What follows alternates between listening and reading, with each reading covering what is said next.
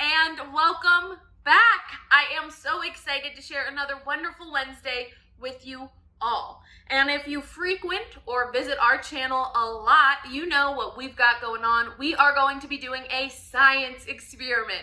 And today's experiment is something super awesome, something you can make at home and pretty much take anywhere. So I think it's pretty cool, and I hope you guys do too. But before we get to our science experiment, we of course have to talk about our riddle.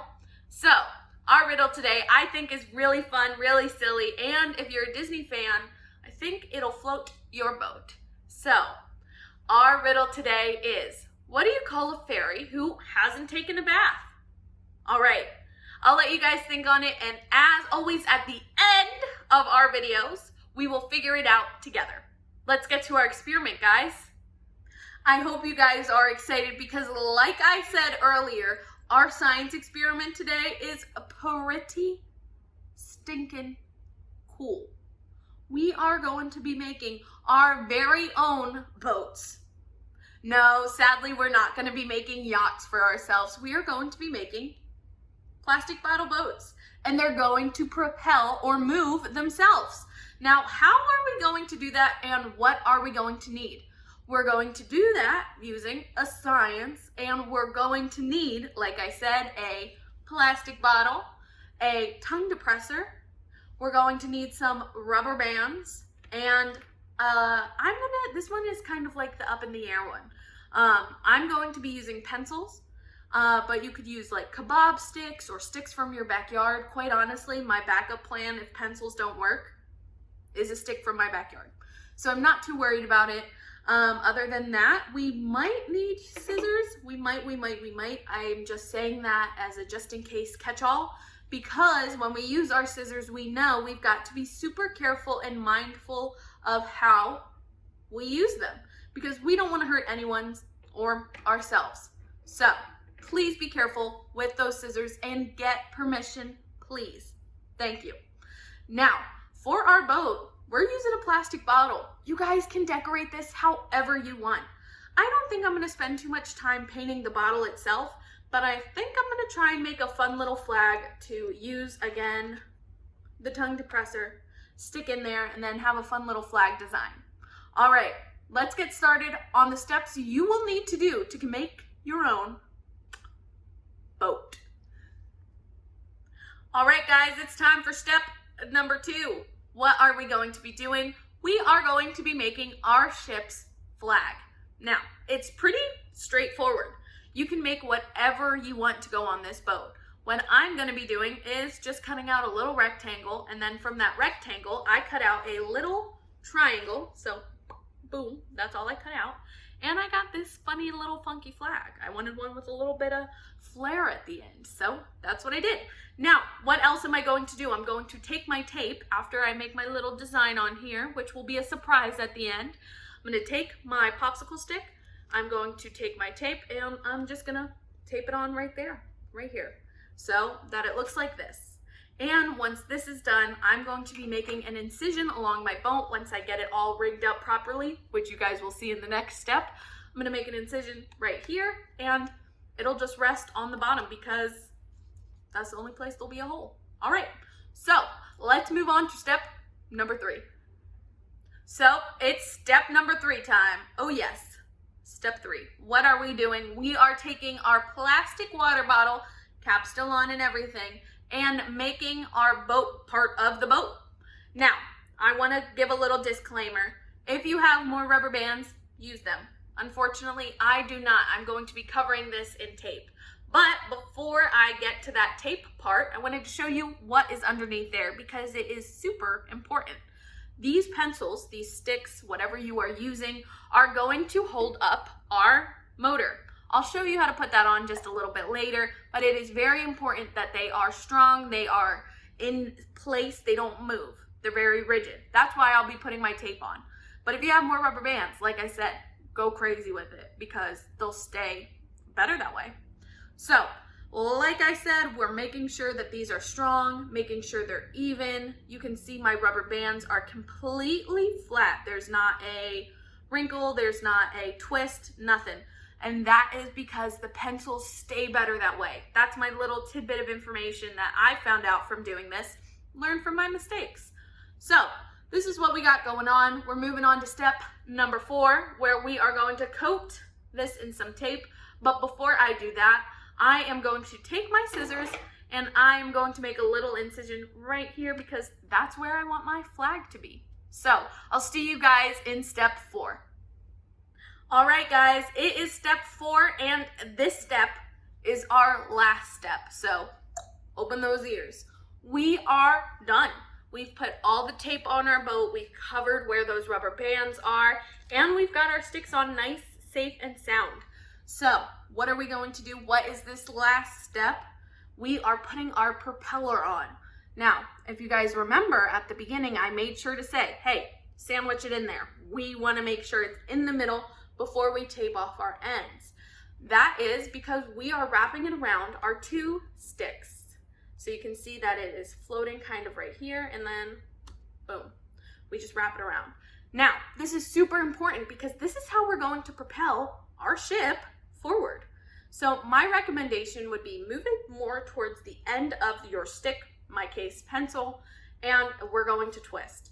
Now this step, it takes a bit of time, and honestly be careful because if you're not paying close attention, it will just snap and you will go. Meaning it will just go like that and you'll have to start over again. So that is really it, guys. We are going to go and put our boat in some water. I am very excited to see it move, and I will of course reveal my flag then. So the next time you see me, I'll be standing next to a beautiful body of water. All right, as you can see, it's been wound all types of up. We are about to put it in the water and see if it travels. Release. Ah! So it did hit the wall in the pool, but I thought that was a pretty fun little try. Let's give it another try.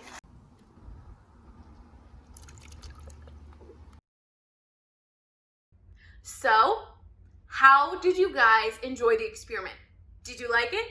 I thought it went really well.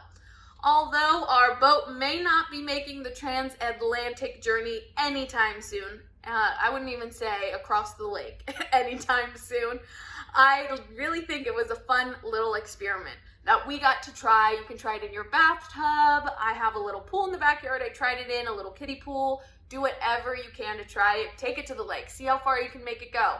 All that types of fun stuff. I thought this was super fun.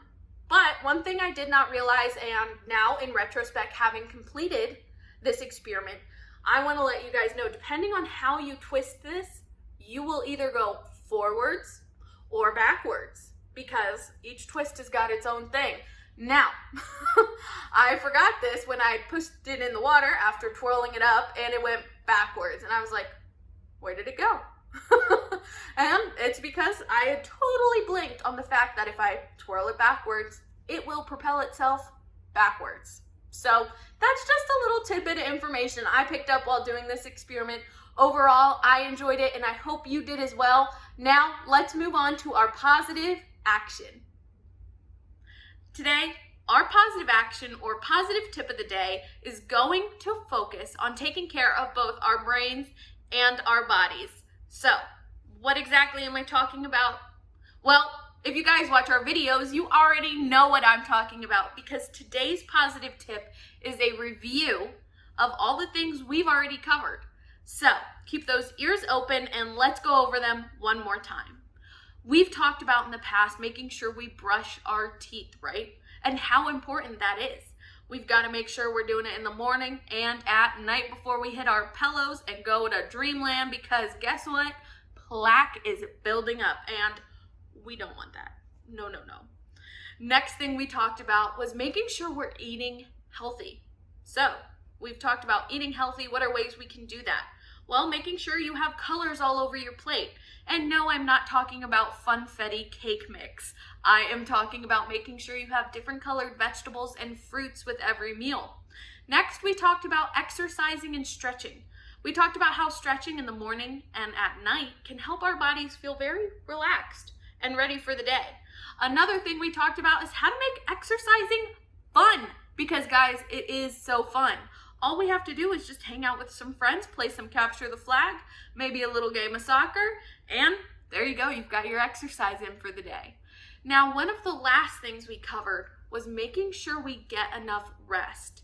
And this one is a big one because I know when I was younger, I was all about staying up and hanging out with everyone. I did not want to go to bed. And that's because I thought that's what big kids needed. No, what I actually needed was to go to bed so my brain could recover and repair itself.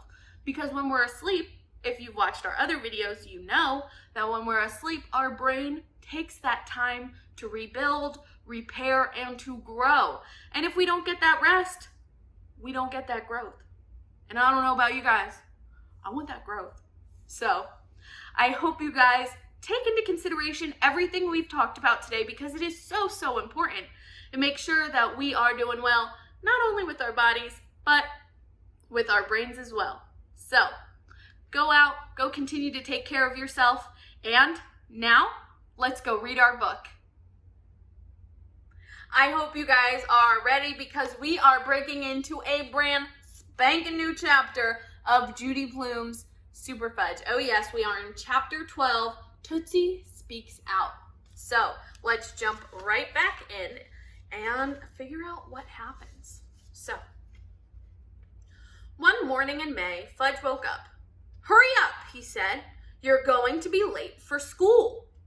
"Go away," I mumbled. But he pulled off the blanket and shook me. "You're really going to be late for school, Peter." I looked at my clock radio. 10 after 8? How come my alarm didn't go off?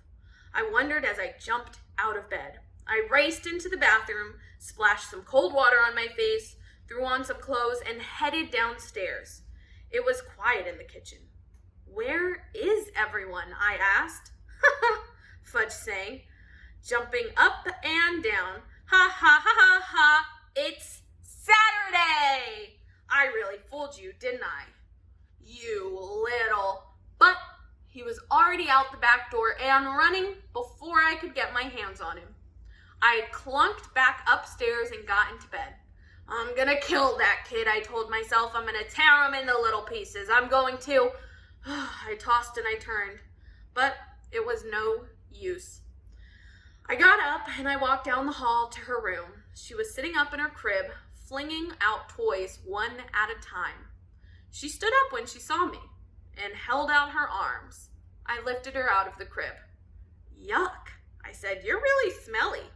I set her down on the table and changed her diaper. "Ugh, yuck," again, I said. The worst thing about babies is the diapers. I cleaned her up, I dumped plenty of baby powder on her backside, and I finished up. "Yuck," Tootsie said. "That's right," I told her. "Yuck." I carried her down the kitchen and put her in her high chair. I gave her a bowl of dry cereal to nibble at. Fudge peeked in the back door. As soon as he saw me, he took off again. But this time, I chased him. When I caught him, I turned him upside down, tossed him over my shoulder, and carried him back into the house. "I'll scream," he said. "You do? And you're dead," I told him. If you hurt me, I'll tell," he said. "Go ahead and tell." I kicked open the kitchen door. When Tootsie saw Fudge upside down, she clapped her hands and laughed. By then, Fudge's face had turned red. "Put me down! Put me down!" Fudge cried. "Never!" I joked. "It was just a joke," he whined. "Can't you even take a joke? Some joke." Fudge kicked and hollered, "Put me down!" "Say please," I told him. "Please." "Please what?" I asked. "Please put me down. Say you'll never wake me up on a Saturday morning again. I'll never wake you up on a Saturday morning again. Or Sunday," I added. "Or Sunday," he repeated. "Or a holiday," I said. "Or a holiday."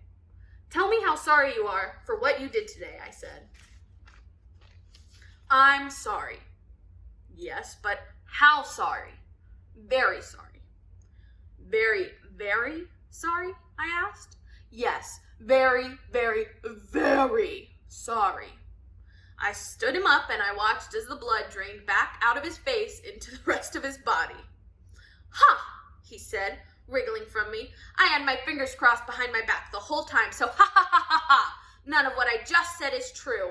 And he dashed out the back door again. I shook my head. Yuck, Tootsie said, and then she tossed her bowl of dry cereal to the floor. How come you're up so early, Peter? Mom asked an hour later as she pulled her robe around her and yawned. Oh, it's a long story, I said. Well, it's certainly a beautiful day. No point in wasting it. She poured a cup of milk for Tootsie. Where's Fudge? Oh, he's outside with Turtle, I said. He's such an early bird. The early bird catches the worm. Mom nodded and made herself a cup of coffee. I went over to Alex's house. Let's do something exciting today, I said. Like what? Alex asked. That's the problem, I said. I don't know. We could dig worms for Miss Muldor, Alex suggested. No, it's too early for worms. I told her that the fattest ones aren't ready until late summer. Well then, what? We have to think, I said. We sat on the sofa watching stupid Saturday morning cartoons for the next hour. I got an idea in the middle of Spider-Man. How about a picnic, I said. It is a perfect day for a picnic. All right, that is where we will leave our book for today. We'll leave it right before Peter and Alex go on a hopefully wonderful and non-chaotic picnic. But knowing Peter and Fudge, there will be some way to turn that into some type of crazy mess. Now, before I say my goodbyes, let's talk about our riddle.